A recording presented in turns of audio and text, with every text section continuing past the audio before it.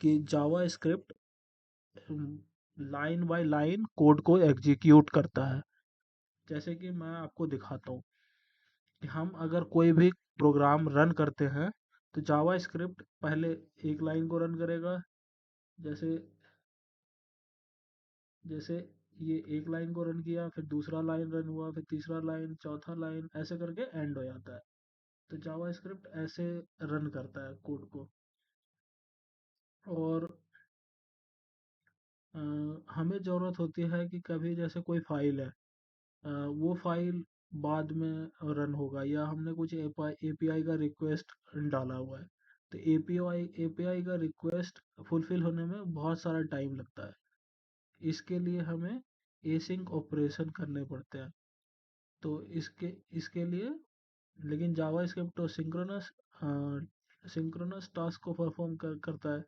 तो इसके लिए हमें क्या करना पड़ता है वो हम आज सीखेंगे। तो चलिए मैं आपको बताता हूँ कि कैसे होता है, बिहाइंड द सीन कैसे काम होता है और कोड कैसे एग्जीक्यूट होता है। तो सबसे पहले अ, जैसे जावा स्क्रिप्ट में मैं आपको एक कोड दिखाता हूँ। जैसे ये console.log start कंसोल, ये जो है, तो इसमें क्या लगता है कि आपको कि कैसे काम करेगा, मतलब कैसे कोड एग्जीक्यूट कैसे होगा। तो कोड एग्जीक्यूट होगा सबसे पहले, जो हमारा जावा स्क्रिप्ट लाइन बाय लाइन चलता है, तो ये लाइन आएगा तो स्टार्ट सबसे पहले एग्जीक्यूट हो जाएगा। आउटपुट में क्या होगा, सबसे पहले स्टार्ट आ जाएगा। फिर ये सेट टाइम आउट है, तो set time out async operation है। तो ये मैं बताता हूँ, ये एग्जीक्यूट नहीं होगा, बाद में एग्जीक्यूट होगा। और उसके बाद फिर सेट इमीडिएट भी एसिंक है, तो ये भी एग्जीक्यूट नहीं होगा, ये बाद में एग्जीक्यूट होगा। प्रॉमिस भी एसिंक ऑपरेशन है, तो ये भी एग्जीक्यूट नहीं होगा। फिर promise dot next process dot next भी एग्जीक्यूट नहीं होगा, क्योंकि ये भी एसिंक ऑपरेशन है।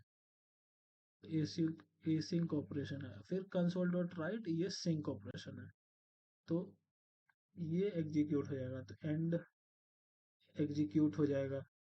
फिर अब आई बात क्या कि सेट टाइम आउट और सेट इमीडिएट और प्रोमिस डॉट रिजॉल्व और प्रोमिस डॉट नेक्स्ट, कौन सा पहला एग्जीक्यूट होगा। तो क्या लगता है आपको कि कौन सा पहला एग्जीक्यूट होना चाहिए। तो इसके लिए मैं आपको एक और स्लाइड पे लेके चलता हूँ। तो जावा स्क्रिप्ट में क्यू सिस्टम होता है। जैसे कि अच्छा, उससे पहले मैं आपको बताता हूँ जावा स्क्रिप्ट, ये नोड जेएस का जो कोड एग्जीक्यूट होता है, उसके लिए एक सबसे जैसे ही हमारा कोड एग्जीक्यूट होना स्टार्ट होता है, तो हमारे लिए एक global execution context global execution context बनता है। ग्लोबल एग्जीक्यूशन कॉन्टेक्स्ट के अंदर एक पार्ट होता है जिसको हम बोलते हैं कॉल स्टैक। तो कॉल स्टैक के अंदर हर सारा टास्क परफॉर्म होता है। और जैसे ही पहला टास्क आया तो वो इसके अंदर गया, वो एग्जीक्यूट होने के बाद फिर दूसरा टास्क आता है, दूसरा टास्क एग्जीक्यूट होने के बाद फिर तीसरा टास्क आता है। ऐसे ही कोड एग्जीक्यूट होता है। ल- पहला पहले जैसे ये एग्जीक्यूट हुआ ये पॉप्ड आउट हो जाएगा, ये एग्जीक्यूट हुआ ये पॉप्ड आउट हो जाएगा, ये एग्जीक्यूट हुआ ये पॉप्ड आउट हो जाएगा। ये स्टैक, ग्लोबल एग्जीक्यूशन, इसको बोलते हैं कॉल स्टैक। और इसमें क्या होता है कि जैसे ही हमारे पास कोई एसिंग टास्क आता है, तो वो टास्क ये परफॉर्म नहीं कर पाएगा, तो इसलिए एक नोड जेएस में libUV होता है, LIBUV, libUV। और इस libUV का काम होता है कि बेसिकली एसिंग टास्क को परफॉर्म करना है, तो जैसे ही ये टास्क हो परफॉर्म नहीं कर पाएगा, तो ये इसके पास भेज देगा, libUV के पास। और libUV में ही इवेंट लूप होता है, जितना भी इवेंट लूप होता है। और यहाँ पे क्या होता है कि एक क्यूब होता है। बहुत तरीके के क्यूब होते हैं इसमें, हर क्यूब का अपना अपना नाम है। तो और वही क्यूब मैं आपको समझाता हूँ। यहाँ तक आपको समझ में आ गया होगा, नहीं समझ में आया तो मैं एक बार और आपको रिपीट करता हूँ। कि जैसे ही जावा स्क्रिप्ट और नोड जेएस का कोड एग्जीक्यूट होना शुरू होता है, तो सबसे पहले ग्लोबल एग्जीक्यूशन कॉन्टेक्स्ट क्रिएट होता है। ग्लोबल एग्जीक्यूशन कॉन्टेक्स्ट के अंदर एक कॉल स्टैक होता है, और यहाँ पर एक एक हीप भी होता है। हीप होता है, हीप में मेमोरी स्टोर होता है, और एक गार्बेज कलेक्टर होता है जो कि अपने आप ही ये जावास्क्रिप्ट मैनेज कर लेता है, क्योंकि जावास्क्रिप्ट एक हाई लेवल लैंग्वेज है। ठीक है। उसके बाद फिर ये कॉल स्टैक में अगर सिंक्रोनस कोड है, तो सिंक्रोनस कोड जो कॉल स्टैक अपने आप संभाल लेता है।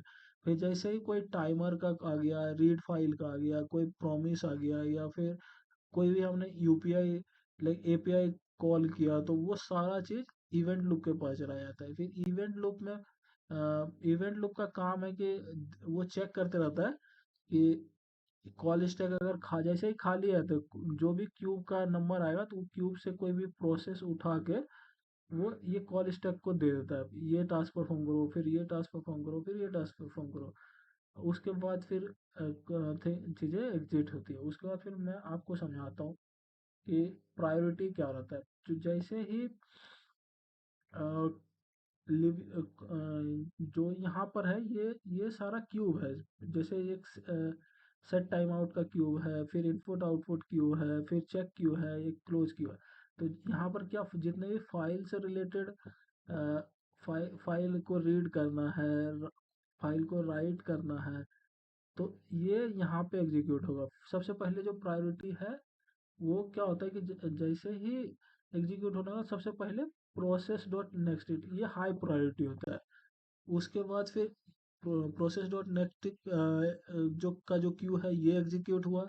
उसके बाद फिर क्या होता है कि प्रॉमिस चेक होगा, प्रॉमिस एग्जीक्यूट हुआ। फिर ये एग्जीक्यूट होने के बाद फिर ये ज़्यादा सेट टाइम आउट गया, set interval call back, set time out, set interval call back. उसके बाद फिर ये एग्जीक्यूट होगा। फिर ये एग्जीक्यूट होने से पहले दोबारा फिर से यही ये process dot next promise call back ये एग्जीक्यूट होगा। और दोबारा से ये एग्जीक्यूट होने के बाद फिर तिबारा यहाँ जाएगा, तो तिबारा में फिर इससे पहले फिर ये चेक होगा। जब ये चेक हो गया, फिर उसके बाद फिर ये यहाँ पे आएगा। फिर चौथा, जब क्लोज क्यूब जब एग्जीक्यूट होने लगेगा, तो यहाँ डायरेक्ट नहीं जाएगा, वो इसी को पहले चेक करेगा, प्रोसेस डॉट नेक्स्ट और प्रोमिस को। उसके बाद फिर ये यहाँ जाएगा। उसके बाद फिर यहाँ जाने से पहले जो एक टिक कंप्लीट हो गया, एक टिक जब कंप्लीट हो गया, उसके बाद फिर दोबारा एग्जीक्यूट करना है। तो फिर दोबारा पहले इसको चेक होगा, फिर ये इस पे जाएगा। फिर दोबारा यहाँ जाने से पहले फिर इसको चेक करेगा, फिर इस पे जाएगा। फिर चौथा, यहाँ जाने से पहले फिर एक बार चेक होगा, फिर ऐसे। तो ऐसे ही चलते रहता है। उसके बाद फिर सिंपल जावा स्क्रिप्ट में क्या होता है कि इवेंट लूप कंटिन्यूअस चलते रहता है। और यहाँ पे नोड जेएस में कंटिन्यूअस नहीं चलता है। यहाँ इनपुट आउटपुट जो आईओ क्यू है, यहाँ पे अपना इवेंट लूप रेस्ट करता है।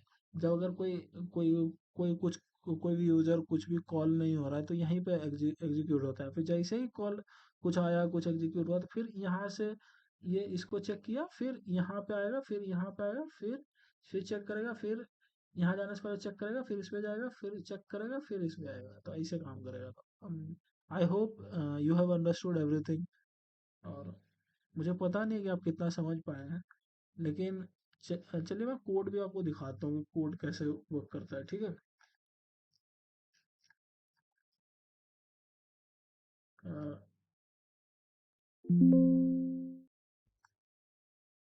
तो मैं आपको कोड दिखाता हूँ। जैसे हम लोग यहाँ पे गए, तो यहाँ पे आप देखते होंगे कि जैसे ये कंसोल डॉट लॉग स्टार्ट है, फिर सेट टाइम आउट है, सेट इमीडिएट है, ये है। तो ये सबसे पहले जब आप कोड को रन करेंगे, तो क्या होगा कि जो स्टार्ट है, यहाँ पे तो मैं आपको दिखा नहीं पा रहा हूँ लिख के, चलो मैं यहाँ दिखाता हूँ। जैसे जो आउटपुट आएगा, वो आउटपुट ऐसे आएगा।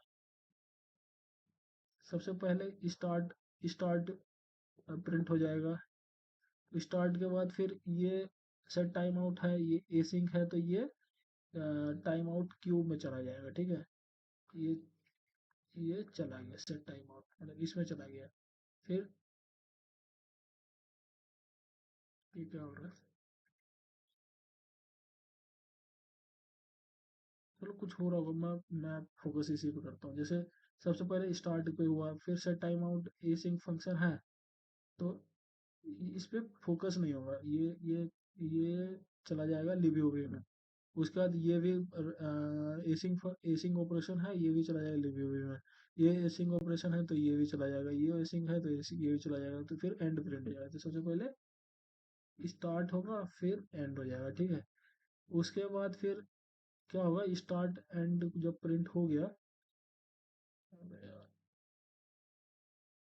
इसे सबसे पहले स्टार्ट हुआ फिर एंड हो गया, फिर एंड होने के बाद सबसे पहले जो प्रायोरिटी है वो प्रोसेस डॉट नेक्स्ट को है। अब जैसे मैंने आपको समझाया था, तो फिर नेक्स्ट टिक वन ये प्रिंट हो जाएगा। उसके बाद फिर प्रोमिस को प्रायोरिटी है तो प्रोमिस प्रिंट हो जाएगा। उसके बाद प्रोमिस के बाद ये लिखा हुआ सेट इमीडिएट, लेकिन सेट इमीडिएट टाइमर के बाद होता है। सेट टाइम आउट उसके बाद हो जाएगा, ठीक है, टाइम आउट वन। उसके बाद फिर उसके बाद फिर ये इमीडिएट वन हो जाएगा।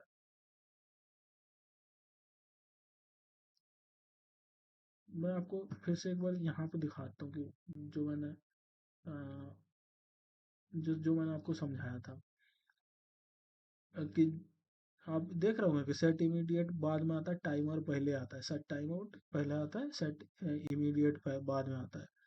और ऐसे ही एग्जीक्यूट होता है कोड। और मैं आपको रन करके दिखाता हूँ कि कोड जैसे रन होने पे क्या आता है। कोड को जब हम रन करेंगे, कोड को जब हम रन करेंगे तो जैसे node dot node event dot JS जैसे ही हम रन करेंगे, तो अब देखेंगे कि सबसे पहले क्या हुआ। सबसे पहले स्टार्ट हुआ, फिर एंड हुआ, फिर नेक्स्ट टिक वन हुआ, फिर प्रॉमिस हुआ, time out one, immediate one. मैं आपको नीचे करके दिखाता हूँ। जैसे यहाँ चलो कॉपी कर लेता हूँ, इसको कॉपी किया।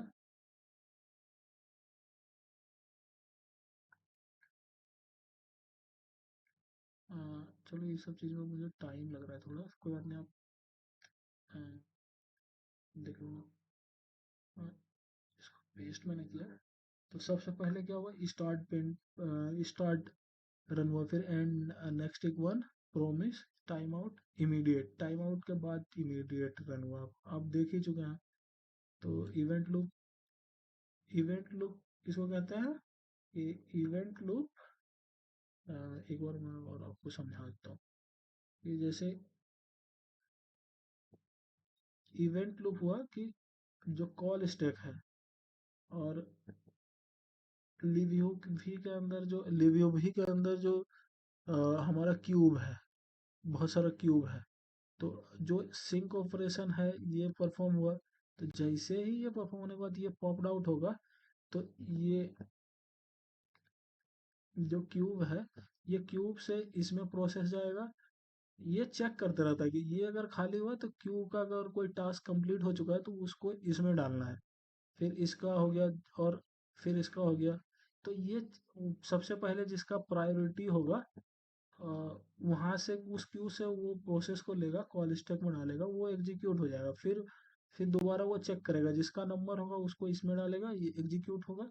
और ऐसे ही काम करता है। और एक एक चीज और मैं बताता हूँ कि जैसे नोड जेएस है, नोड जेएस में एक V8 जो सोर्स कोड है, उसके लिए उसको सर्वर पर रन कराने के लिए एक क्रोम का V8 इंजन होता है। इससे ही कोड एग्जीक्यूट होता है। सबसे पहले जो कोड डालते हैं तो कोड पास होता है, फिर AST मतलब इसमें एक कोड में जनरेट होता है, एब्स्ट्रैक्ट सिंटेक्स कोड। फिर इस कोड से बाइट कोड बनता है, फिर बाइट कोड से मशीन कोड, अब मशीन कोड से रन कोड करता है, तो ये CPU पे जाकर रन होता है। तो इतना लंबा प्रोसेस है हमारा नोड जेएस का। सबसे पहले जो कोड है वो पार्स होता है, फिर AST में जाता है। AST.com आप सर्च करोगे तो आपको एक वेबसाइट मिल जाएगा, उस वेबसाइट पे भी आप कोड जाके देख सकते हो कि क्या कोड रन होता है। फिर उसके बाद मशीन कोड होगा, मशीन कोड के बाद code run on the CPU पे होगा। आशा करता हूँ आपको समझ में आ गया होगा। समझ में आ गया होगा तो आप मेरे वीडियो को लाइक कीजिएगा, और कुछ फीडबैक देना चाहते हो तो आप हमें फीडबैक भी दे सकते हैं। Thank you so much.